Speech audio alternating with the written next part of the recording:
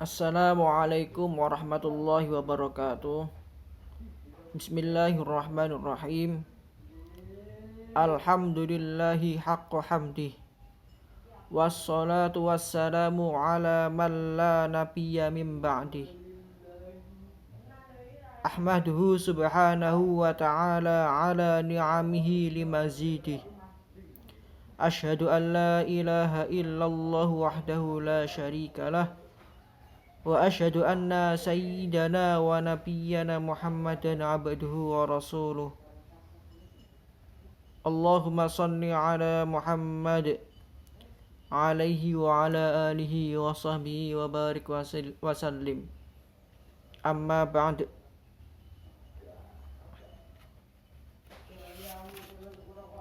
A'udzu billahi minasyaitonir rajim. Bismillahirrahmanirrahim. Wa may yatawakkal 'alallahi fahuwa hasbuh. Al-ayah. Shadaqallahul azim. Pemirsa hadirin yang dirahmati Allah, dalam kesempatan kali ini saya akan menyampaikan mata kuliah ilmu pendidikan, yang mana materi yang akan saya sampaikan tentang macam-macam ilmu pendidikan. Namun sebelumnya kita berdoa dulu membaca suratul Fatihah. Semoga apa yang kita pelajari, yang saya sampaikan, ilmu yang kita peroleh dapat membawa barokah manfaat fid dini wa dunya wal akhirah. Al-Fatihah.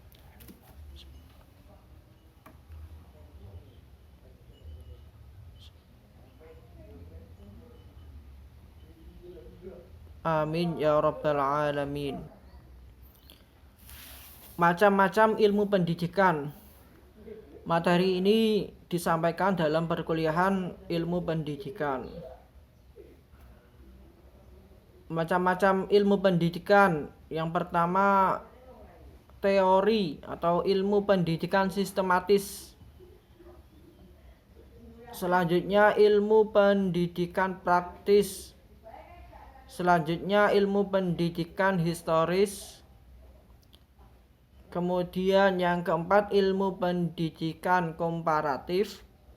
Selanjutnya ilmu pendidikan sosial. Dan yang terakhir yang akan kita bahas tentang ilmu pendidikan nasional. Yang pertama, ilmu pendidikan sistematis. Ilmu pendidikan sistematis juga disebut ilmu pendidikan teoritis. Adalah ilmu pendidikan yang menguraikan masalah-masalah teori-teori, yang digunakan sebagai landasan melaksanakan pendidikan. Jadi, ilmu pendidikan teoritis merupakan konsep-konsep tentang teori yang digunakan sebagai landasan dalam melaksanakan pendidikan. Yang kedua, ilmu pendidikan praktis. Jika ilmu pendidikan teoritis menjawab pertanyaan mengapa usaha tertentu harus dilaksanakan, maka ilmu pendidikan praktis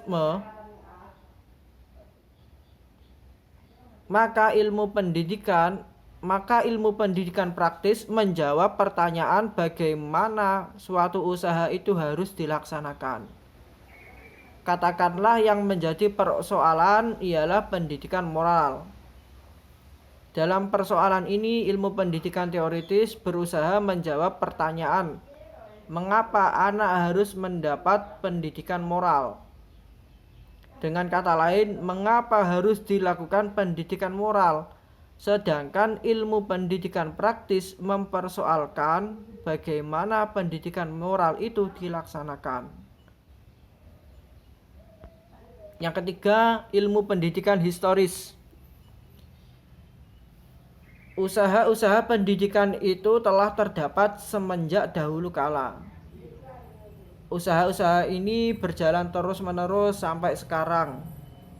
Perkembangan usaha-usaha pendidikan ini sangat perlu diketahui dan dikaji untuk dicari manfaatnya bagi usaha pendidikan di masa sekarang. Pengkajian atau studi tentang usaha-usaha pendidikan di masa lampau itu dilakukan oleh ilmu pendidikan historis. Jadi ini mengkaji tentang sejarah historis atau asal-usul. Jadi pendidikan masa lalu, masa lampau dikaji. Yang keempat, ilmu pendidikan komparatif. Setiap negara di dunia ini pasti melaksanakan usaha-usaha pendidikan. Uraian tentang usaha-usaha pendidikan yang terdapat di negara-negara di dunia ini dihimpun dalam ilmu pendidikan komparatif.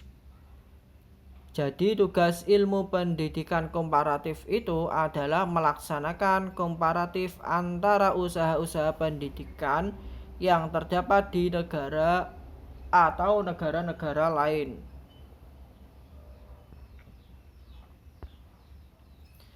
Selanjutnya yang kelima, ilmu pendidikan sosial. Pendidikan sosial adalah suatu usaha membimbing seorang individu agar dapat hidup serasi dengan masyarakatnya dan dapat mengambil atau melaksanakan usaha-usaha demi kemajuannya itu. Seperti diketahui, setiap individu itu mempunyai dua aspek, yaitu aspek individu dan aspek sosial.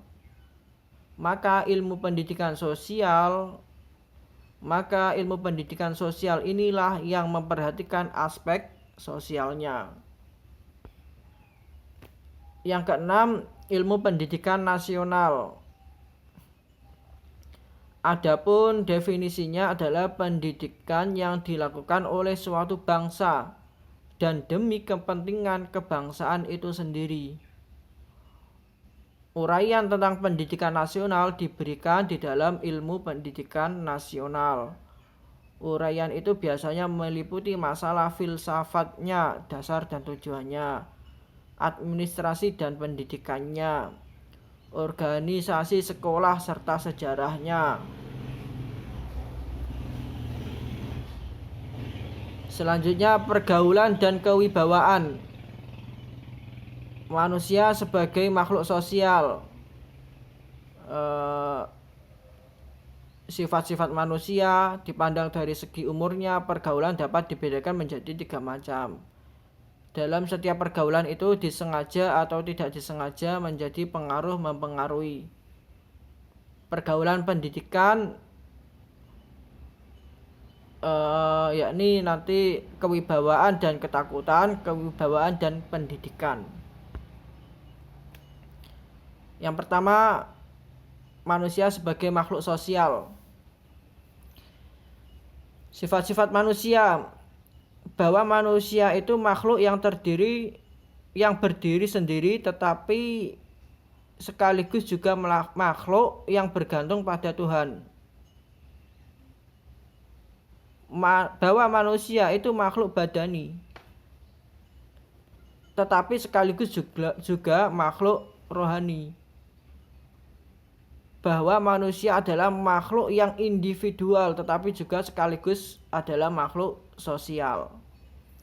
Dipandang dari segi umurnya, pergaulan dapat dibedakan menjadi 3 macam.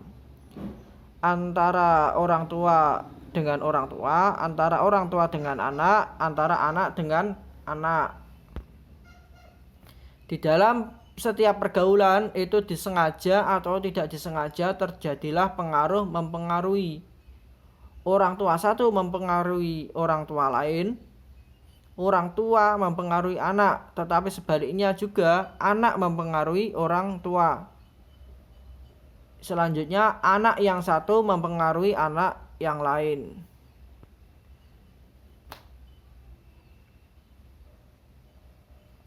Pergaulan dan pendidikan, kewibawaan dan ketakutan. Kepatuhan yang dihasilkan oleh rasa takut adalah kepatuhan yang terpaksa. Suatu kepatuhan yang tidak secara sukarela ini adalah kepatuhan palsu. Kepatuhan yang dihasilkan oleh kewibawaan adalah kepatuhan yang sukarela tanpa rasa terpaksa. Ini adalah kepatuhan sejati.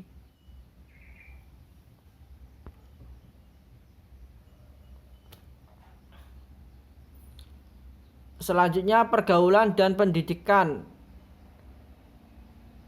Kewibawaan dalam pendidikan. Kewibawaan adalah suatu daya mempengaruhi yang terdapat pada seseorang, sehingga orang lain yang berhadapan dengan dia secara sadar dan sukarela menjadi tunduk dan patuh kepadanya. Kewibawaan ada dua macam, yaitu kewibawaan lahir dan kewibawaan batin. Kewibawaan lahir adalah kewibawaan yang timbul karena kesan-kesan lahir, pakaian yang rapi, lengkap, badan atau perawakan yang segar dapat menimbulkan kewibawaan lahir. Kewibawaan batin adalah kewibawaan yang didukung oleh keadaan batin seseorang. Menunjukkan rasa cintanya kepada anak didik. Menunjukkan di dalam tingkah lakunya bahwa dia menjadi pendukung norma yang sungguh-sungguh, yaitu norma yang hendak ditanamkan kepada anak didiknya. Menunjukkan bahwa pendidik adalah orang yang punya kelebihan daripada anak didik. Menunjukkan bahwa segala tindakan pendidikannya adalah bukan demi dirinya sendiri, melainkan demi anak didiknya itu. Agar supaya kewibawaan yang dimiliki itu tidak goyah, maka hendaknya pendidik itu selalu bersedia memberikan alasan yang mudah diterima anak, mengapa dia menghendaki anak didiknya begini, mengapa dia menasihatisi anak didiknya sendiri begitu, mengapa ia melarang anak didiknya berbuat demikian dan lain sebagainya. Jadi harus mempunyai alasan yang mudah diterima anak. Mengapa kok begini, mengapa kok begitu, mengapa kok dilarang begini. Itu harus punya alasan yang logis. Pendidik selalu menunjukkan sikap demi anak didik. Pendidik harus bersikap sabar. Semakin bertambah umur anak didik, kebebasan harus semakin diberikan kepada anak-anak didik tersebut. Jadi semakin berkembangnya anak, itu harus juga diberi kebebasan.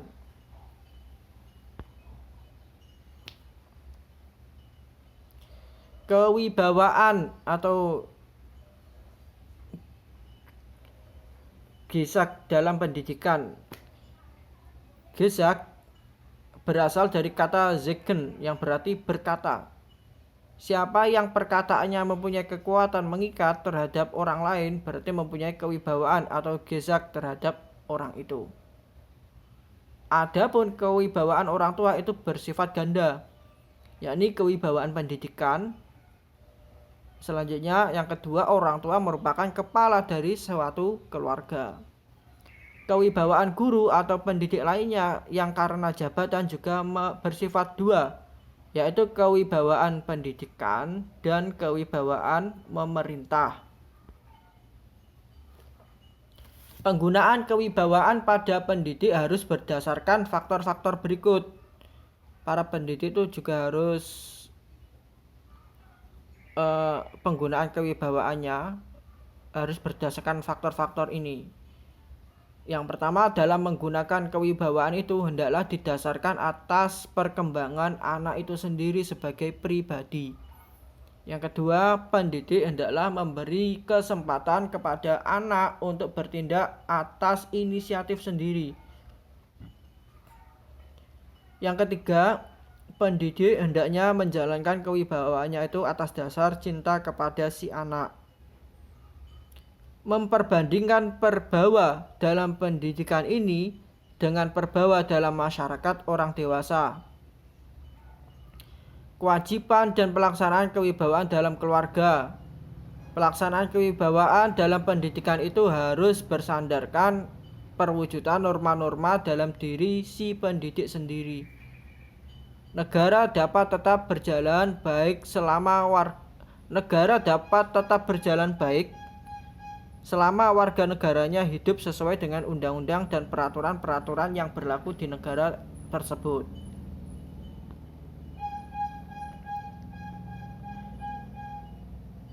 Demikian mata kuliah ilmu pendidikan dengan materi macam-macam ilmu pendidikan. Semoga dapat membawa manfaat dan barokah fid dini wa dunya wal akhirah. Kita tutup dengan hamdalah, alhamdulillahirabbil alamin. Apabila ada kekurangannya, kesalahannya dari saya menghaturkan mohon maaf yang sebesar-besarnya. Wallahu a'lam bishawab. Wallahul muwaffiq ila aqwamit thoriq. Wassalamualaikum warahmatullahi wabarakatuh.